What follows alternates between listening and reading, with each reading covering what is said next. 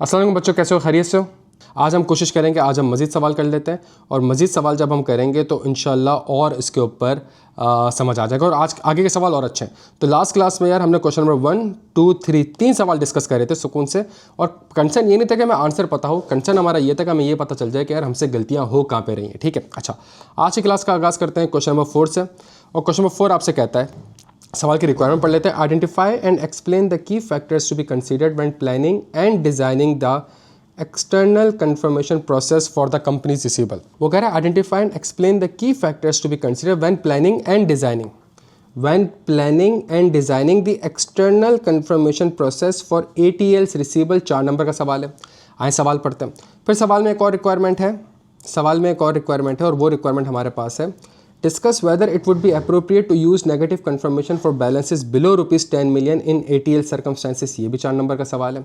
अब सवाल की रिक्वायरमेंट हमारे पास 2 है और फिर नीचे और हमारे पास सवाल है, उसको भी पढ़ते हैं। लेकिन सवाल की रिक्वायरमेंट हमारे पास 2 है और सवाल की 2 रिक्वायरमेंट में से हमारे पास जो ऊपर सिनेरियो है वो 1 है और रिक्वायरमेंट 2 है। तो हमेशा इसकी टेक्निक ये होती है बच्चों कि जब भी आप सवाल रीड कर रहे हैं तो आप ये देखें कि कौन सी सवाल की इन्फॉर्मेशन आपकी कौन सी रिक्वायरमेंट से मैच कर रही है। For example, you are the audit manager for Atlas Textile Limited, a company engaged in the manufacture and export of home textile products to various customers in the United States of America. तो company export करती है। The audit for the year ending 31 September 2025 is currently in the planning stage.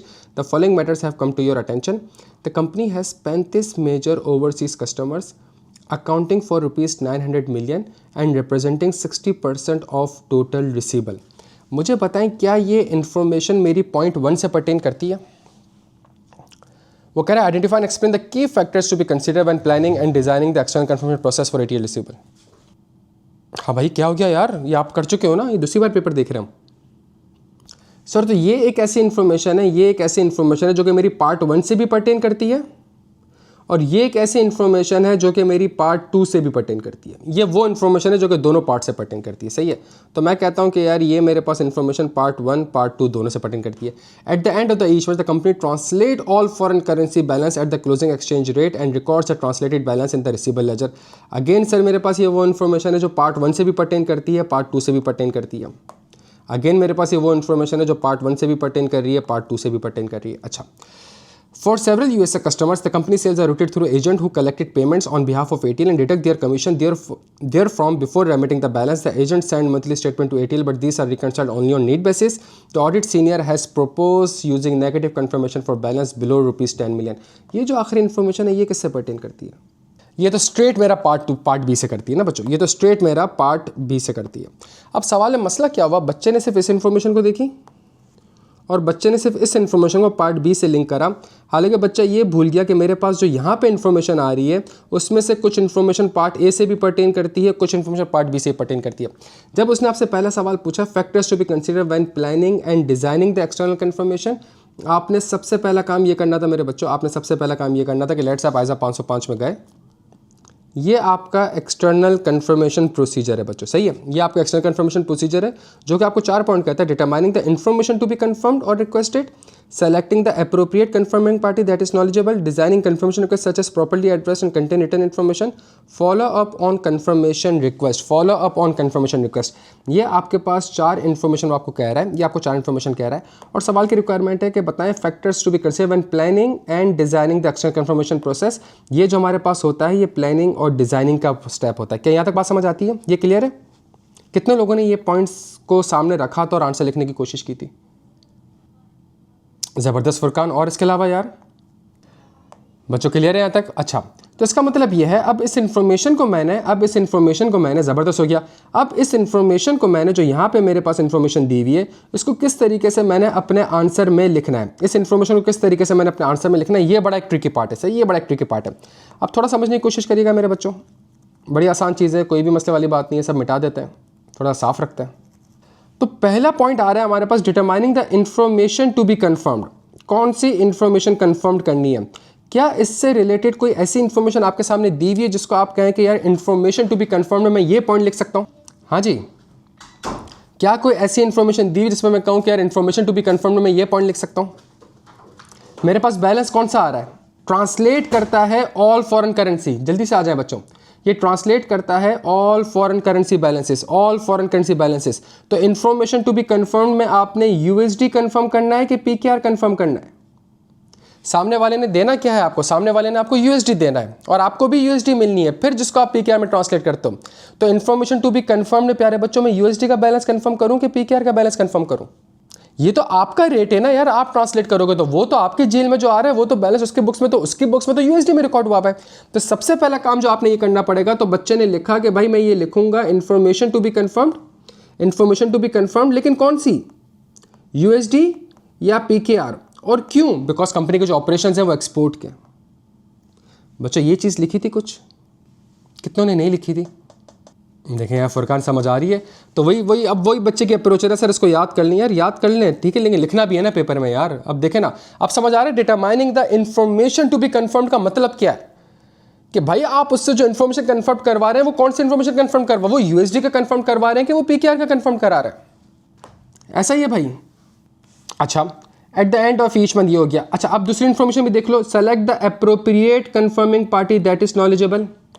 अब मुझे बताएं, यहाँ पे जो company की ट्रांजैक्शन होती है वो एजेंट के थ्रू आती है फॉर सेवरल यूएसए कस्टमर, तो मैं कंफर्मेशन भेजूँ किसको? सुनिएगा यहाँ पे क्या लिखा हुआ है, select the appropriated confirming party. तो मेरी कंफर्मिंग पार्टी कस्टमर होगा या एजेंट होगा? हाँ भाई, ये भी एक मसला आ गया। जल्दी से आ जाए मेरे बच्चों। भाई आपका एक रिसीबल है, वो रिसीबल का बैलेंस एजेंट के पास आता है, एजेंट अपना कमीशन माइनस करता है, आगे मैं कंफर्मेशन भेजूँ किसको? एजेंट को भेजूँ कि कस्टमर को भेजूँ? ये डिटरमाइन नहीं करना पड़ेगा सवाल में। Select the appropriate confirming party. बच्चों क्या लिखा हुआ है? एटीएल का रिसीबल। अब ये सिंपल सी एक चीज़ सुन लो, सिंपल सी एक चीज़ सुन लो, बैलेंस शीट में तुम्हारे पास अकाउंट रिसीबल ग्रॉस से ही आ रहा होगा, तुम्हें रिसीव जो हो रहा होगा, तुम्हें जो रिसीव्ड हो रहा होगा वो 95 हो रहा होगा, ऐसा ही है। बैंक से रिसीव्ड 95 हो रहा होगा और तुम्हारा एक्सपेंस कितना होगा? Commission expense. लेकिन रिसीबल तुम 100 से रिकॉर्ड करोगे ना भाई, और तुमने काम भी किसके ऊपर करना है? कंफर्मेशन भेजनी किसके ऊपर है? 100 के ऊपर भेजनी है ना। तो इसका मतलब है तुम कंफर्मेशन भेजोगे किसको? तुम डायरेक्टली कस्टमर को भेजोगे। भाई कस्टमर एजेंट तुम्हारा जो है, एजेंट जो तुम्हारा, तो तुम्हारा एजेंट है ना, तुम्हारा एजेंट है, लॉ पढ़ा हुआ है ना भाई, तुम्हारा एजेंट है, तुम्हारे बिहाफ पे आगे कस्टमर से पैसा कलेक्ट कर रहा है और फिर अपना कमीशन रख रहा है। तो तुम्हारा अल्टीमेट कस्टमर कौन है भाई? जो थर्ड पार्टी कौन है? रिलायबल एविडेंस कौन सा होगा? तो मैं ये डिटरमाइन करूंगा कि मुझे कंफर्मेशन भेजनी किसको है, कस्टमर को भेजनी है कि एजेंट को भेजनी है। और अगर कस्टमर को भेजनी है तो मैं कस्टमर जो है उसको क्या बोलूं, ग्रॉस का बैलेंस, या फिर अगर मैं एजेंट को भेज रहा हूं तो एजेंट से कौन सा बैलेंस कंफर्म कर रहा हूं, ग्रॉस बैलेंस कंफर्म कर रहा हूं कि नेट बैलेंस कंफर्म कर रहा हूं? सिर्फ ये तो लिखना था यार। क्या यहां तक बात समझ आ रही है मेरे बच्चों को? अब यार मुझे बताएं, ये अभी भी वही बहस चलेगी ना, सर याद करें, कर लिया याद, यार लिखें भी तो। Designing confirmation requests such as properly addressed and contain the written information। ये जो यूएसए वाला कस्टमर है, अगर आप इसको कंफर्मेशन भेजते हैं, ये पैसा किसको भेजता है? यूएसए वाले कस्टमर्स आपको जो है, फॉर सेवरल यूएसए कस्टमर, ये पैसे किसको भेजते हैं? एजेंट को। तो जब आप उसको कंफर्मेशन ही भेजेंगे तो देयर इज अ पॉसिबिलिटी कि वो एजेंट को भेज दे। बड़ी सिंपल सी बात कर रहा हूँ। तो अब ये लाइन समझ आ रही है मेरे बच्चों को? Designing the confirmation request such as properly address and contain the return information. Return information किसकी होनी चाहिए? एजेंट की होनी चाहिए। हुज़ैफा ज़बरदस्त। अब मुझे एक बात बताएं यार, ये पॉइंट्स हैं, ये एग्जामिनर आपसे कोई 10 बार पूछ चुका है थ्योरी बेस्ड क्वेश्चन में, सही है? ये 10 बार उसने आपसे थ्योरी बेस्ड क्वेश्चन में पूछा है, जहाँ पहली बार वो आपसे सिनेरियो बेस्ड क्वेश्चन पूछता है, इसके ऊपर बच्चा पिक नहीं कर पाता है। रीज़न समझ आ रहा है कि लॉ में फेल हो क्या रहा है, हमारी अब क्या अप्रोच होनी चाहिए, हमारी क्या स्ट्रेटजी होनी चाहिए इस ऑडिट के पेपर में, कि हमने किस तरीके से चीज़ों को लेकर चलना है, समझना है और लिखना है। तो स्ट्रेट ये पॉइंट लिखते हैं और आगे थोड़ा सा उसको एक्सप्लेन कर देते हैं। अच्छा, अब वो कह रहा है discuss whether it would be appropriate to use negative confirmation for balances below ₹10 million in ATL circumstances. तो अगर मुझे बताएं कंपनी के 35 मेजर ओवरसीज कस्टमर हैं accounting for ₹900 million and representing 60% of the total receivable. तो अगर 900 मिलियन 60% रिप्रेजेंट करते हैं टोटल रिसीबल का, तो मुझे टोटल रिसीबल बता दो भाई। तो मेरे पास टोटल रिसीबल का बैलेंस है 1500 मिलियन। 1500 में से 35 मेजर ओवरसीज कस्टमर हैं, 35 मेजर ओवरसीज कस्टमर हैं जिसका बैलेंस जो है वो 900 मिलियन है। बाकी जितने भी कस्टमर हैं उसका बैलेंस हमारे पास कितना होगा? 600 मिलियन। और ऑडिट सीनियर प्रपोज कर रहा है कि जी हम जो है वो बिलो 10 मिलियन वालों को नेगेटिव कन्फर्मेशन भेज दें। क्या ICAP ने आपको, अच्छा मुझे एक बताइएगा बात, नेगेटिव कन्फर्मेशन की रिक्वेस्ट कंडीशन याद है? अच्छा इसको भी छोड़ा, क्या सवाल में आपको ये चीज़ प्रोवाइड है? A very low exception rate is expected. क्या सवाल में आपको ये कहीं से प्रोवाइड किया हुआ है? बच्चों अ वेरी लो एक्सेप्शन, तो इसका मतलब है ये वाली कंडीशन में इफ़ के साथ लगा दूंगा। डन हो गया? आराम से मार्क्स गेन करें ना कि ये वाली कंडीशन तो मैं इफ़ के साथ लगा दूंगा अगर ऑडिटर को लगता है कि वेरी लो एक्सेप्शन रेट। अच्छा थोड़ा सा इस पर हम, auditor has assessed the risk of material misstatement as low. क्या ये वाली इंफॉर्मेशन प्रोवाइड है?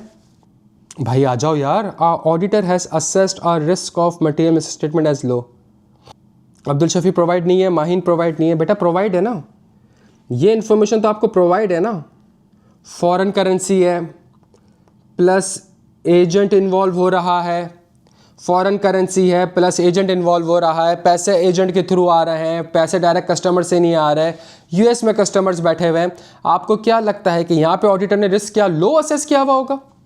तो ये थोड़ी बहुत कमेंट्री में लिख सकता था कि मैं ये इन्फॉर्मेशन लिखता, पॉइंट लिखता, याद किया हुआ है, ज़बरदस्त लिखे, लेकिन आगे थोड़ा सा एक्सप्लेन कर दें कि as in the above scenario the company translate all foreign currency balance at the closing exchange rate. Also, the ATL sales are routed through the agents who collect payment on behalf of the company and deduct their commission and therefore remit the balance. तो ये possibility हो सकती है कि रिसीवल net पे record हो रहा हो, ग्रॉस पे रिकॉर्ड ना हो रहा हो, कमीशन एक्सपेंस को रिसीवल को नेट करके रिकॉर्ड किया हुआ हो, तो therefore there is a high risk, high inherent risk। मेरे बच्चों क्लियर हो? क्या इसके ऊपर कमेंट्री कर सकता हूँ? The population of the items subject to negative confirmation procedure comprises a large number of small homogeneous account balance transaction और कंडीशन।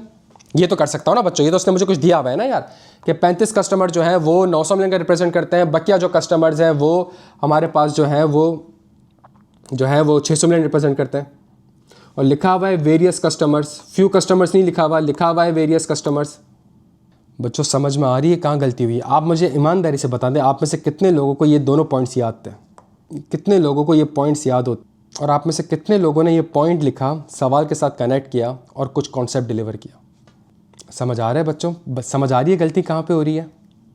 कुछ अप्रोच समझ आ रही है कि यार अब हमने थोड़ा सा उन पॉइंट्स को, उनकी रूह को समझने की कोशिश करनी कि पॉइंट कहना क्या चाह रहा है आपसे।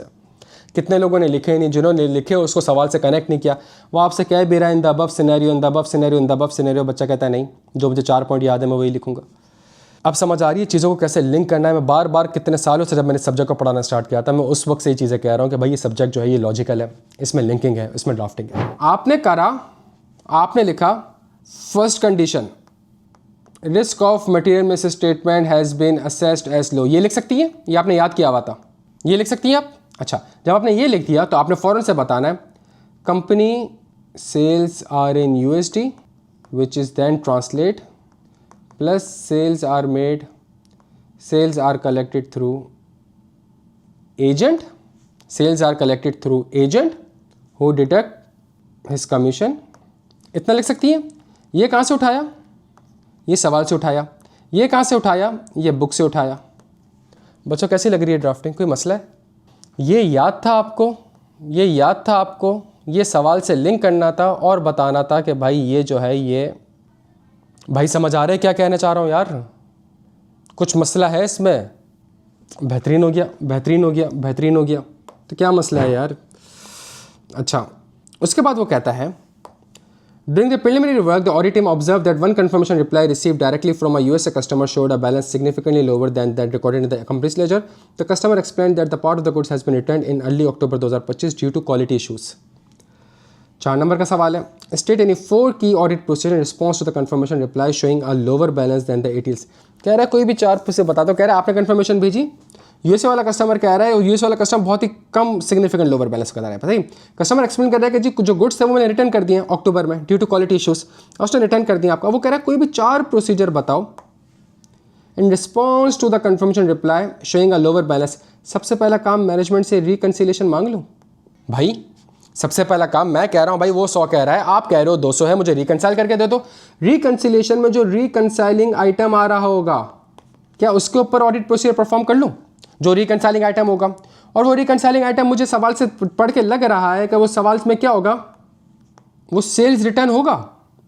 भाई सवाल पढ़ के लग रहा है मुझे कि माल सब्सिक्वेंटली रिटर्न हुआ है तो ये सेल्स रिटर्न होगा, तो मैं सेल्स रिटर्न के डॉक्यूमेंट देख लूँ, मैं ये असेस कर लूँ कि क्या इसकी कंडीशन बैलेंस शीट डेट पे एग्जिस्ट करती थी, और अगर एग्जिस्ट करती थी तो मैं कहूँगा भाई तुम भी अपना रिसीवेबल का बैलेंस कम करो, तुम उस सेल्स को रिवर्स करो, अपना रिसीवेबल का बैलेंस कम करो ताकि दोनों बैलेंस आपस में रिकंसाइल हो जाए।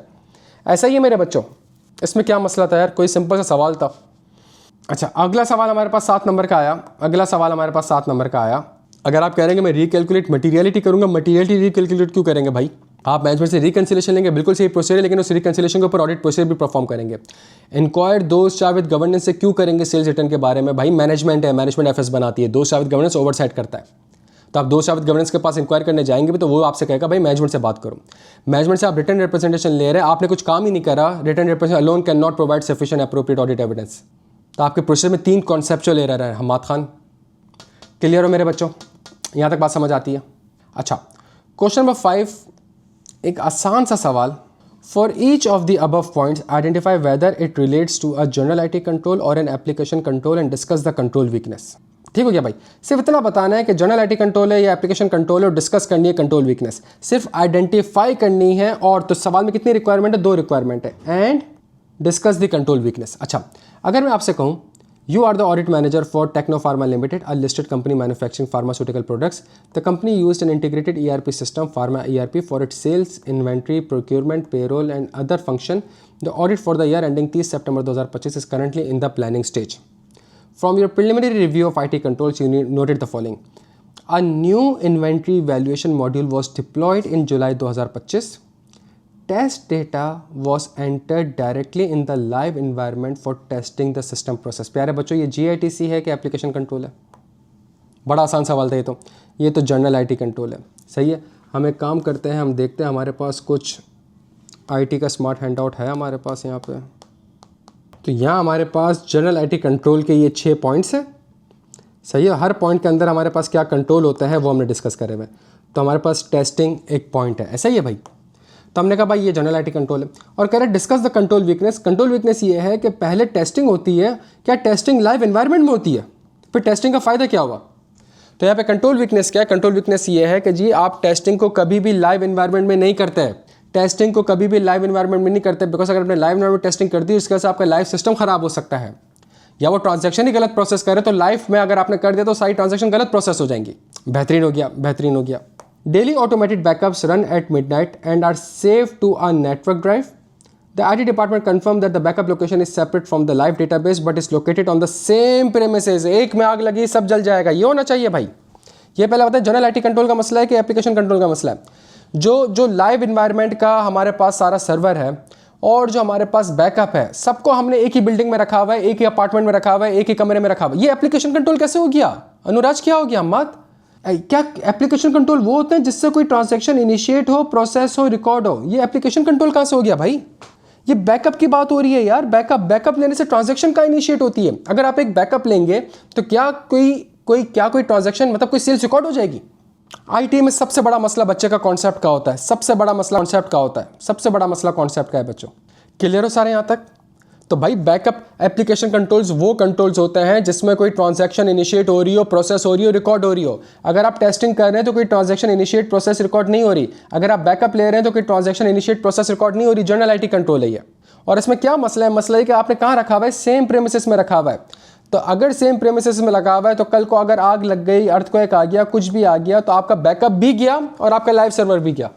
अगली चीज, in pharma CRP sales order exceeding ₹1 million trigger an on screen warning if the customer outstanding balance plus the order amount exceeds the credit limit.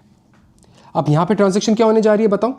अब यहाँ पे तुम्हें लग रहा है कि कोई ट्रांजैक्शन इनिशिएट होने जा रही है, प्रोसेस होने जा रही है, कंट्रोल होने जा रही है? हाँ भाई, ये लग रहा है। अगर कोई ट्रांजैक्शन इनिशिएट होने जा रही है, प्रोसेस होने जा रही है, रिकॉर्ड होने जा रही है, कंट्रोल होने जा रही है, तो इसका मतलब है अब वो आपके पास एप्लीकेशन कंट्रोल कहलाएगा।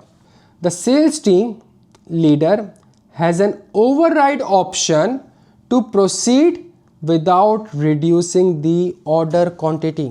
तो एक कंट्रोल आपने बनाया हुआ है, कि भाई अगर सेल्स ऑर्डर की लिमिट 1 मिलियन से एक्सीड कर जाएगी तो सिस्टम है जो वो बता देगा कि जी इसका बैलेंस एक्सीड कर गया, इसकी औकात से ज़्यादा आप सेल्स करने जा रहे हैं। सेल्स लीडर के पास ये राइट है कि वो जाके सेल्स टीम लीडर के पास राइट है कि उसको ओवरराइड कर सकता है और वो कहता है प्रोसीड। मुझे बताएं अगर ये काम मैनुअली हो रहा होता और आप सीएफओ के पास साइन कराने जाते, क्या सीएफओ साइन करता है इस डॉक्यूमेंट के ऊपर? या कभी ऐसा कोई मसला आ जाए कि भाई सेल्स बहुत ज़्यादा हो रही है तो सेल्स मैनेजर कहीं 2 नंबरी ना करे, इसलिए हमने ये कंट्रोल रखा हुआ है कि सिस्टम आपको सेल्स ऑर्डर प्रोसेस करने ही नहीं देगा। और हमने सेल्स ऑर्डर को सेल्स डिपार्टमेंट को ही बोल दिया कि भाई तेरे पास राइट है कि तू ओवरराइड कर सकता है। तो क्या यहाँ पे ऑथराइजेशन एंड अप्रूवल हो रही है? क्या यहाँ पे सेग्रीगेशन ऑफ ड्यूटीज है मेरे बच्चों? इसका मतलब क्या? इसका मतलब है this is the control weakness, this is the control weakness on the application control side, on the application control side. For a high value item warehouse staff are required to scan each item before dispatch. In case of scanners downtime, supervisor can process shipments by manually entering item codes into the pharma ERP system. For high value items, warehouse staff are required to scan each item before dispatch. सारे item को dispatch करना है, सही है, ये हमने control रखा हुआ है। In case of scanners downtime, supervisors can process shipments by manually entering item codes into the pharma ERP. अब यहाँ पे कोई ट्रांजेक्शन इनिशिएट हो रही है, प्रोसेस हो रही है, रिकॉर्ड हो रही है मेरे बच्चों? हाँ जी, इनिशिएट भी हो रही है, प्रोसेस भी हो रही है, रिकॉर्ड भी हो रही है। और यहाँ पे आपके पास अगर एक कंट्रोल ये रखा गया था कि आपने स्कैन करना है, सही है, और जब स्कैन करेंगे तो सिस्टम में ऑटोमेटिकली रिकॉर्ड हो जाएगा क्या चीज़ गई है। आपको नहीं लगता ये मसला एप्लीकेशन कंट्रोल का है?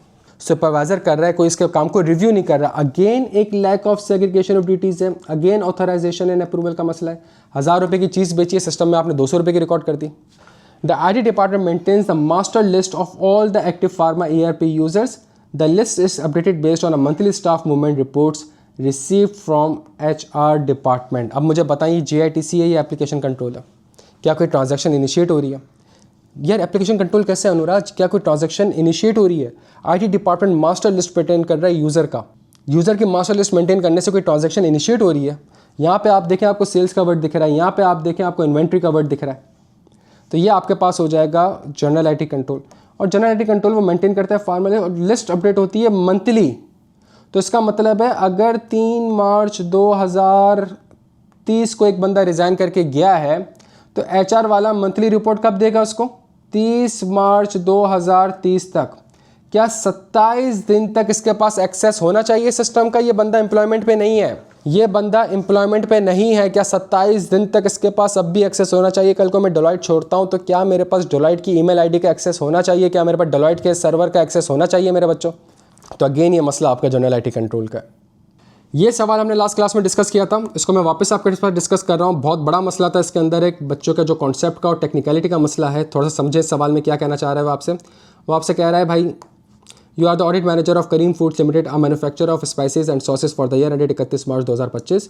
On 2nd April 2025, a fire broke out in one of the KFL warehouse. Upon investigation, it was revealed that this warehouse primarily contained damaged, slow-moving and expired inventory which had been carried at cost. Inventory records indicate that these goods had a cost of rupees 105 million. The building, along with the furniture, fixture, and equipment, had a carrying value of rupees 3 million. अच्छा जी, सवाल के अंदर sorry यार मैं इसको वापस से मिटा रहा हूँ, सॉरी। सवाल के अंदर 2 मसले। सवाल के अंदर मसला है discuss the effect of the fire inspector KFL on the audit and state the substantive procedures to be perform. और सवाल की दूसरी रिक्वायरमेंट है state the substantive procedure to be perform. 10 number का सवाल है। बच्चे ने कहा, अभी सुनिएगा बच्चों, ये बड़ी ज़बरदस्त चीज़ है। You are the audit manager of Kareem Foods Limited, a manufacturer of spices and sauces for the year 31 March. आग कब लगी? Subsequent to the year end. On 2 April 2025 fire break out in of the, और जैसे ही 2 अप्रैल को आग लगी, बच्चे ने कहा ये कौन सा इवेंट है? बच्चे ने कहा ये नॉन एडजस्टिंग इवेंट है, KFL warehouse. Upon investigation, it was revealed that this warehouse, अच्छा, on 2 April 2025 a fire break out in one of the KFL warehouse. आगे जो इन्फॉर्मेशन आपको दी हुई है, upon investigation, it was revealed that this warehouse primarily contained damaged, slow moving and expired inventory which had been carried at cost. बच्चों ये जो आपको information दी हुई है, क्या ये मतलब एक ख़राब माल है, ईयर एंड पे ख़राब पड़ा हुआ है, कॉस्ट पे रिकॉर्ड हुआ है, सब्सिक्वेंटली आग लग जाती है, वो ख़राब माल और ख़राब हो जाता है। आप कहते हो कि भाई ये तो नॉन एडजस्टिंग इवेंट है, एफएस में कुछ एडजस्ट ही नहीं होना चाहिए। और मेरे भाई आग लगने से पहले 30 जून को जो माल पड़ा हुआ है इन्वेंट्री पे, क्या वो भी नॉन एडजस्टिंग इवेंट है? या उसकी तो इम्पेयरमेंट रिकॉर्ड होनी चाहिए थी, चाहे आग लगी हो या ना लगी हो। तो ये IS2 इन्वेंट्री के वैल्यूएशन के इम्पेयरमेंट के 5 प्रोसीजर लिखने हैं मेरे बच्चों। इन्वेंट्री की, इम्पेयरमेंट की, वैल्यूएशन के 5 प्रोसीजर लिखने हैं कि भाई उसको तो छोड़ दें, आपका माल ख़राब पड़ा हुआ था, उस पर आप मैनेजमेंट का प्रोसेस समझेंगे कि आप किस तरीके से इसको रिकॉर्ड करते हैं कॉस्ट पे और एनआरवी पे। सही है, आपके क्या कंट्रोल्स हैं इसके ऊपर। आप मैनेजमेंट से इन्वेंट्री की एजिंग एनालिसिस लेंगे। क्या यहाँ तक मेरे बच्चों को बात समझ आ रही है? कितने लोगों ने स्टेप्स मिस कर दिए थे? रिदा सरंग समझ आ रहा है हम क्यों फेल हो रहे हैं पेपर में यार? हमें समझ आ रहा है कि हम क्यों सवाल, और ये कितने सवाल हम कर चुके हैं इस चीज़ के ऊपर ना। अच्छा, अब वो आगे कहता है inventory record indicate that, sorry अब वापस से inventory record indicate that these good had a cost of ₹105 million। The building along with the furniture fixture equipment had a carrying value of ₹300 million। तो 300 और 105 मिलियन, समझिएगा मेरे बच्चों। तो मेरे पास 105 मिलियन की इन्वेंट्री जल चुकी है और 300 मिलियन की फर्नीचर्स एंड फिक्सचर्स। क्या ये इसके ऊपर कोई एडजस्टमेंट करने की ज़रूरत है बैलेंस शीट डेट पे? इस 300 मिलियन के ऊपर कोई एडजस्टमेंट करने की ज़रूरत है बैलेंस शीट डेट? या तो मैं कहूँगा कि भाई ये नॉन एडजस्टिंग इवेंट है IAS 10 के हिसाब से, तो इसका तो एक, चूँकि मटीरियल है तो डिस्क्लोजर जाएगा, चूँकि मटीरियल है तो डिस्क्लोजर जाएगा, और जब डिस्क्लोजर जाएगा तो उसके अंदर जो है हम डिस्क्लोजर की, अच्छा ये डिस्क्लोजर जाएगा और ऑडिट प्रोसीजर क्या होगा, इवेल्युएट दी एडिक्वेसी। जब एडिक्वेसी ऑफ डिस्क्लोजर को देखा जाएगा तो ये देखा जाएगा, मैनेजमेंट कहेगी कि भाई 300 मिलियन की कॉस्ट है, तो इस 300 मिलियन की कॉस्ट को आप कहाँ से वेरीफाई कर सकते हैं? फिक्स एडिट से वेरीफाई कर लूँ कि जो उस ब्रांच पे, जो इस वेयरहाउस में माल पड़ा हुआ है वो वाकई में 300 मिलियन का था। और मैनेजमेंट कहती है अब इसकी जो रियलाइजेबल वैल्यू है, अब जो ये रियलाइज होगा, फॉर एग्जांपल वो 50 मिलियन का होगा, तो इस 50 मिलियन को भी कहीं से वेरीफाई कर लूँ, सब्सिक्वेंट सेल्स देख लूँ, अगर इंश्योर्ड है तो इंश्योरेंस देख लूँ। ऐसा हो गया बच्चों। ये जो 105 मिलियन की इन्वेंट्री है, ये जो 105 मिलियन की इन्वेंट्री है, समझने की कोशिश करना। इसके 2 हिस्से हैं मेरे बच्चों, इसके 2 हिस्से। इस 105 मिलियन का एक हिस्सा है कि 25 मिलियन की इम्पेयरमेंट रिकॉर्ड होगी ईयर एंड पे। ऐसा ही है, मैं 25 मिलियन अपने हिसाब से लिख रहा हूँ, सही है, कि 25 मिलियन की इम्पेयरमेंट रिकॉर्ड होगी। इस 25 मिलियन की इम्पेयरमेंट के ऊपर मैं इन्वेंट्री के वैल्यूएशन के प्रोसीजर लिख सकता हूँ, इन्वेंट्री के वैल्यूएशन के इम्पेयरमेंट के प्रोसीजर लिख सकता हूँ मेरे बच्चों। अच्छा, और फिर जो रिमेनिंग मेरे पास बच जाएगा, 125 में से आप निकालें 25 मिलियन, तो जो 80 मिलियन होगा उसकी औकात और उसका स्टेटस और इस 300 मिलियन का स्टेटस अब सेम हो जाएगा। तो मैं कहूँगा कि जो रिमेनिंग वैल्यू बची 80 मिलियन की, मैं उसको इन्वेंट्री रजिस्टर से मैच कर लूँगा, जिस तरह मैंने फिक्स एसेट रजिस्टर से मैच किया। और फिर जो इसकी सब्सिक्वेंट सेल्स प्राइस है, सब्सिक्वेंट सेल प्रोसीड है, सब्सिक्वेंट रियलाइजेबल वैल्यू है, उसको वेरीफाई कर लूँगा, जिस तरह फिक्स एसेट को वेरीफाई किया। बच्चों सवाल समझ आ रहा है? आप लोग सोच ही नहीं रहे कि उसके अंदर इंप्लीकेशंस क्या आएंगे। क्लियर हो मेरे बच्चों? आप लोग ये सोच नहीं रहे सवाल में कि इंप्लीकेशंस आएगी। एक मैं आपको एक चीज़ बताऊँ, एक सिंपल से रीज़न बताऊँ मैं आपको फेल होने का। सिंपल रीज़न फेल होने का ये है कि ये आपका दिमाग है, सही है, और इस दिमाग में एक कांस्टेंट इन्फॉर्मेशन जा रही है, ठीक है, और वो जो कांस्टेंट इन्फॉर्मेशन जा रही है वो टीचर भी आपको वो इन्फॉर्मेशन प्रोवाइड कर रहा है, वो ICAP भी आपको इन्फॉर्मेशन प्रोवाइड कर रहा है, सही है, और वो सारे शॉर्टकट्स हमारे पास होता है। अगर आग जो है वो ईयर एंड के बाद लगेगी तो कौन सा इवेंट होता है, जल्दी से बता दो। अगर आग जो है वो ईयर एंड के बाद लगेगी तो कौन सा इवेंट होता है। तो हमारे जहन में ये सारी चीज़ें, हमारे दिमाग इस तरीके से काम करता है ना कि अगर आग पेपर में जब आपने पढ़ा होगा तो आपने ईयर एंड की डेट देखी, आपने सब्सिक्वेंट डेट देखी, आपके जहन में फ़ौरन से वर्ड कौन सा क्लिक करा, आपके दिमाग में फ़ौरन से वर्ड कौन सा क्लिक करा, नॉन एडजस्टिंग इवेंट। जब आपका दिमाग नॉन एडजस्टिंग इवेंट की तरफ चला गया, जब आपका दिमाग नॉन एडजस्टिंग इवेंट की तरफ चला गया, तो आपका जो आउटपुट निकला वो भी क्या निकला, नॉन एडजस्टिंग इवेंट। कि भाई कुछ एडजस्ट होने की ज़रूरत ही नहीं है, सिर्फ डिस्क्लोजर जाएगा और डिस्क्लोजर के ऊपर काम करेंगे। लेकिन सवाल में एक और इन्फॉर्मेशन थी, कि भाई जो इन्वेंट्री ईयर एंड पे आ रही है, जो कि सब्सिक्वेंटली जल गई है, वो ऑलरेडी ख़राब इन्वेंट्री थी। ये चीज़ हमने मिस कर दी। क्यों? बिकॉज ये चीज़ कभी इनपुट ही नहीं हुई है। इनपुट क्या हुआ है? इनपुट ये हुआ है कि भाई ईयर एंड के बाद अगर कोई इवेंट होगा तो वो नॉन एडजस्टिंग इवेंट है। आप समझ रहे हैं मेरे बच्चों मसला आ कहाँ पे रहा है? आपको अपने दिमाग को थोड़ा सा ओपन करना पड़ेगा, सवाल की एक एक इन्फॉर्मेशन को थोड़ा सा समझना पड़ेगा, थोड़ा सा चीज़ों को कनेक्ट करना पड़ेगा, तभी आप पेपर अटैम्प्ट कर सकेंगे, पढ़ाई कर सकेंगे, एक अच्छी अप्रोच से मेहनत कर सकेंगे। अदरवाइज ये पेपर पास नहीं होगा। ये पेपर आपके सिर्फ और सिर्फ एक अप्रोच मांगता है। ज़ैनब, गोइंग कंसर्न का इशू कैसे आएगा मुझे बताएं। Zainab, a fire broke out in one of KFL warehouse. बहुत सारे वेयर हाउसेज हैं, बहुत सारे वेयर हाउसेज हैं, एस लिखा हुआ है ना, प्लूरल हो गया। तो बहुत सारे वेयर हाउसेज है और one of the warehouse में आग लगी है। और वेयर हाउस में जो टेबल कुर्सी पड़ी होती हैं अगर वो जल जाए तो क्या उसकी वजह से कंपनी के ऑपरेशन बंद हो जाएंगे यार? बच्चों गलती समझ आ रही है थोड़ी सी? कुछ फ़ायदा हो रहा है मेरे बच्चों को? हमारे पास कोड ऑफ एथिक्स, सबसे आसान सवाल, in the light of ICAP code of ethics for the chartered accountant discuss the threats involve and the fundamental principle affected due to this threats, also evaluate the significance of this threat. तो कह रहे हैं discuss करो threats को and the fundamental principles, also evaluate the significance of these threats. अच्छा, you are the quality partner at a chartered accountancy firm. The following two independent scenarios have arisen in relation to two of your audit clients. दो अलग clients है बच्चों, सही है? Your firm is the auditor of Delta Elevators Private Limited. Due to recent business losses and liquidity issues, the company's management has requested a 25% reduction in the current year's audit fee, asserting that the reduced scale of operations justifies a lower level of audit effort. फिर वो कहता है furthermore management has propose that audit fee may be increase in the future years if the company returns to profitability. सवाल में दो scenario apply हो रहे थे बच्चों, सवाल में दो सिनेरियो अप्लाई हो रहे थे। जल्दी से बताते हैं। ये जो मैंने ब्लू से हाईलाइट करा है ये एक अलग सिनेरियो है, जो मैंने ब्राउन से हाईलाइट किया है, येलो से हाईलाइट किया है, ये एक अलग सिनेरियो है। जो मैंने ब्लू से हाईलाइट किया है प्यारे बच्चों ये तो लोअर फीस का मसला है, ऐसा ही है। और जो मैंने येलो से हाईलाइट किया है ये मेरे पास कॉन्टिंजेंट फीस का मसला है, ऐसा ही है भाई। और ये जो सवाल आपके पास आया है, थोड़ा सा देख लें इसको। ये जो हमारे पास सवाल है, ये सवाल हमारे पास CA फाइनल से आया है। CA फाइनल में हमारे पास विंटर 2017 है। ये सवाल हम कैफ में करते हैं। विंटर 17 मतलब फाइनल के जितने भी सवाल आते हैं अगर वो कैफ के लिए रेलिवेंट है तो वो सारे सवाल हमने करे हुए। और यहाँ पे अगर हम जाएँ तो विंटर 17 का question number 6, you are the quality control of this Clean Limited has failed to pay the fee for the review of its half-yearly account for the 6 month ended this. The issue was discussed with the management at the planning meeting for the audit of the year ending this. The management has assured that the amount would be paid in about 30 days. During the discussion, the audit manager was also informed that CL has been facing liquidity issue and it has closed 2 of its plants.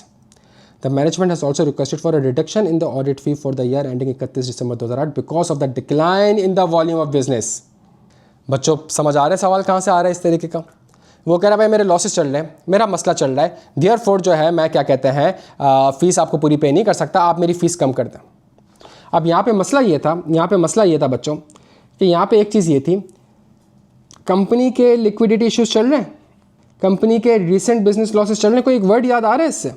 अगर एक company के business losses हो और एक company के liquidity issues हो और भूल जाए कि ये कोड ऑफ एथिक्स का सवाल है, आपके जहन में कौन सा स्टैंडर्ड अप्लाई होता है? जब गोइंग कंसर्न का मसला होगा तो आपको इस क्लाइंट पे ज़्यादा काम करना होगा या इस क्लाइंट पे कम काम करना होगा? अगर कंपनी के ऑपरेशंस कम हो भी गए तो आपको गोइंग कंसर्न की असेसमेंट लेनी होगी, अगले 5-10 साल के फोरकास्ट वगैरह लेने होंगे, फिर मैनेजमेंट के साथ उसका प्लान डिस्कस करना होगा। हाँ भाई बच्चों समझ आ रहा है? ये वही आंसर है जो ये CFAP 6 के वॉल्यूम 1 में आंसर लिखा हुआ है। समझ आ रहा है मेरे बच्चों को? समझ आ रहा है? तो यहाँ से आपने लिखना था गोइंग कंसर्न, और गोइंग कंसर्न लिखने के बाद आपने कहना था कि भाई ये जो आपके पास है इसमें तो काम ज़्यादा बढ़ सकता है, तो मैं फ़ीस तो कम नहीं कर सकता।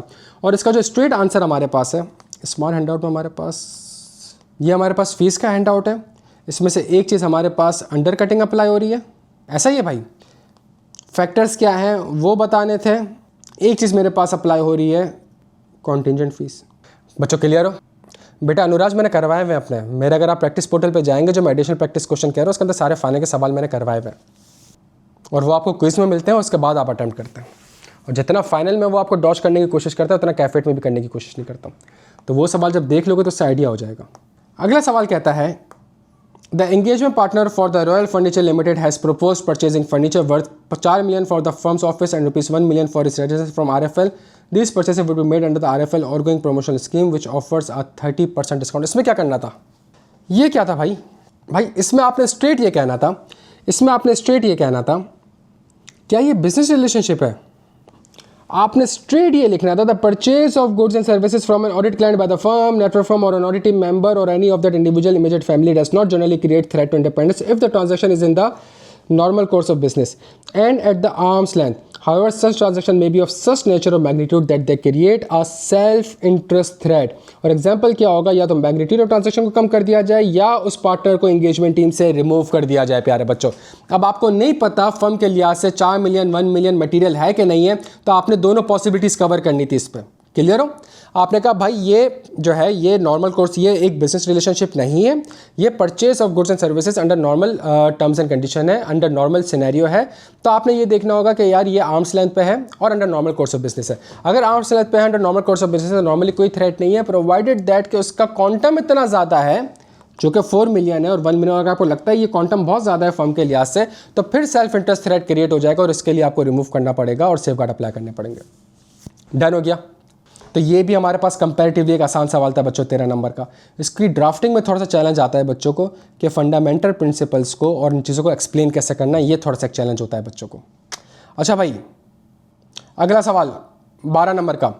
You are the audit manager of at Almas and company chartered accountant appointed as the external auditor of Shifa diagnostic private limited SDL for the year ended 30 June 2025। This is the first time your firm is auditing SDL. SDL capitalized rupees 40 million incurred on renovating leased laboratory premises. The lease agreement for these premises is for 5 years. The amount includes rupees 10 million related to decorative and branding expense. आपने जगह जगह पे IQ school of finance की wall पे paint करा दिया, diagram बना दी, चीज़ें कर दी। क्या इससे कोई बेनिफिट मिलेगा आपको? क्या फ्यूचर इकोनॉमिक बेनिफिट मिलेगा इससे? आपने अच्छी डेकोरेटिव वॉल वगैरह बना दी, तो क्या इससे, और अमाउंट भी कितना है 10 मिलियन का, और 10 मिलियन का अमाउंट किस में शामिल है 40 मिलियन में, और इसको आपने कैपिटलाइज भी किया हुआ है। जब आपने इसको कैपिटलाइज किया हुआ है प्यारे बच्चों, और प्रॉफिट बिफोर टैक्स कितना है 90 मिलियन, तो 90 मिलियन में से अगर 10 मिलियन गलत है, 90 मिलियन में से अगर 10 मिलियन गलत है प्यारे, तो 10 डिवाइडेड बाई 90 कितना हो गया? प्रॉफिट बिफोर टैक्स का 90 मिलियन है, 10 मिलियन की अमाउंट है प्यारे बच्चों, कितना हो गया? 11.1% ऑफ रेवेन्यू हो गया, 11.1% ऑफ प्रॉफिट बिफोर टैक्स हो गया। हाँ भाई, क्या हो गया यार, आए ना? तो प्रॉफिट, तो क्या अमाउंट मटेरियल है? यस सर, अमाउंट भी मटेरियल है। क्या ये मिस स्टेटमेंट है? यस सर, मिस स्टेटमेंट है। तो इवैल्यूएट द अबव सिचुएशन, तो आप कहेंगे जो 10 मिलियन की अमाउंट है ये रेवेन्यू एक्सपेंडिचर है, इससे कोई फ्यूचर इकोनॉमिक बेनिफिट नहीं मिलना, तो देयरफॉर उसको कैपिटलाइज नहीं होना चाहिए। चूंकि मैनेजमेंट ने इसको कैपिटलाइज कर दिया है, तो ये एक मिस स्टेटमेंट है।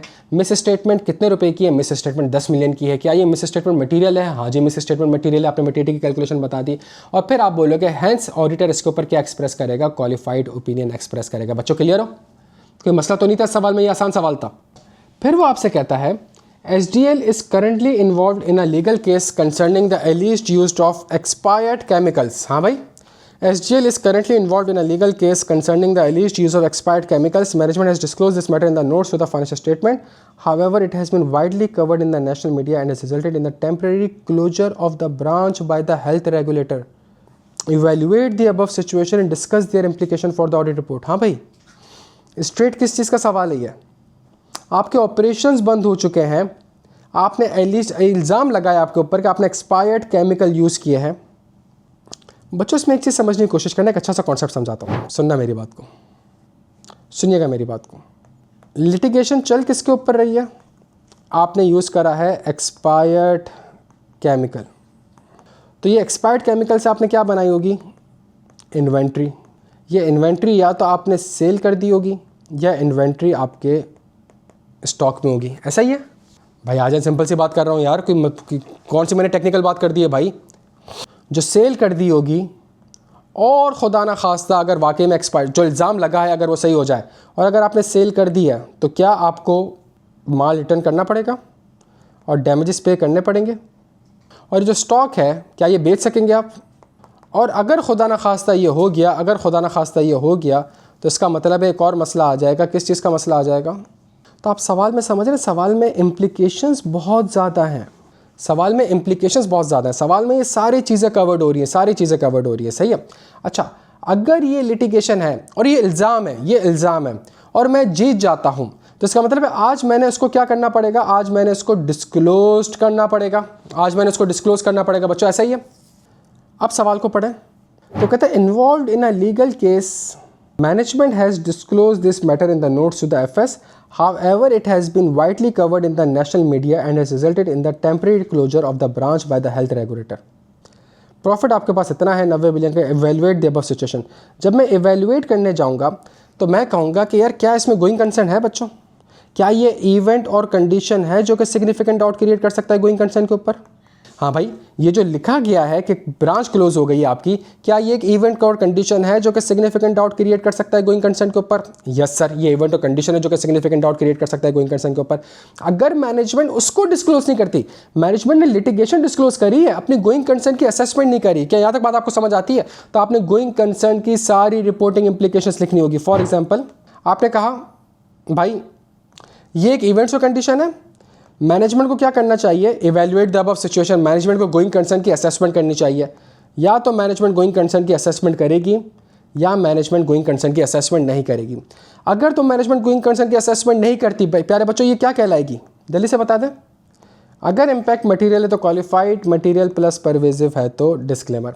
अगर मैनेजमेंट गोइंग कंसर्न की असेसमेंट कर देती है, अच्छा जी कर देती है, तो क्या कोई मटेरियल अनसर्टेनिटी एग्जिस्ट करती है? हाँ जी एग्जिस्ट करती है। नहीं जी एग्जिस्ट नहीं करती। अगर मटेरियल अनसर्टेनिटी एग्जिस्ट करती है, अगर मटेरियल अनसर्टेनिटी प्यारे बच्चों एग्जिस्ट करती है, तो इसका मतलब क्या होगा? इसका मतलब ये होगा कि उस मटेरियल अनसर्टेनिटी को एडिक्वेटली डिस्क्लोज करना होगा।